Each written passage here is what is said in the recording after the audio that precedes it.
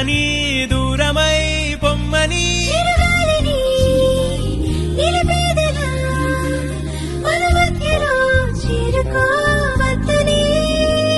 పరిచయం అయినది మరో సుందర ప్రపంచం నువ్వుగా